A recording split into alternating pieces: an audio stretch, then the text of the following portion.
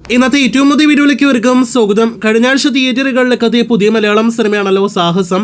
Bipin Krishna 21 grams എന്ന മികച്ച സിനിമയ്ക്ക് ശേഷം സംവിധാനം ചെയ്ത ഏറ്റവും പുതിയതായിട്ട് തിയേറ്ററുകളിലേക്ക് എത്തിയ സിനിമ കൂടിയാണ് സാഹസം. റംസാൻ, ഗൗരി കിഷൻ, ബാബു ആന്റണി, നരേൻ തുടങ്ങിയ ഒരുപാട് അഭിനേതാക്കൾ അഭിനയിച്ച സിനിമ കൂടിയായ ചിത്രത്തിന്റെ ഇന്നത്തെ ഞായറാഴ്ച 3-ാം ദിവസത്തെ കേരള ട്രാക്കിങ്ങും കേരള എസ്റ്റിമേറ്റ് റിപ്പോർട്ടുകളും വന്നിരിക്കുന്നു.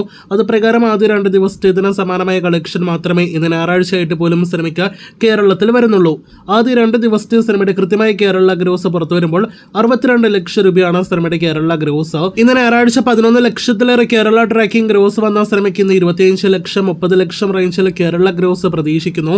അങ്ങനെയെങ്കിൽ ആദ്യ 3 ദിവസത്തെ സിനിമയുടെ കേരള ഗ്രോസ് 90 ലക്ഷത്തിലേക്ക് അടുക്കുന്നു. വേൾഡ് വൈഡ് കൃത്യമായ ഫിഗേഴ്സ് വന്നിട്ടില്ല എങ്കിൽ പോലും 1,50 ലക്ഷം കടന്നിട്ടുണ്ട് എന്നാണ് നിലവിൽ വന്നിരിക്കുന്ന അൺഒഫീഷ്യൽ അപ്ഡേറ്റ്.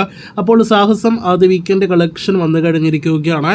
കാത്തിരിക്കൂ, നാളെ തിങ്കളാഴ്ച മുതലുള്ള സിനിമയുടെ കൂടുതൽ ബോക്സ് ഓഫീസ് വിവരങ്ങൾ കേട്ട്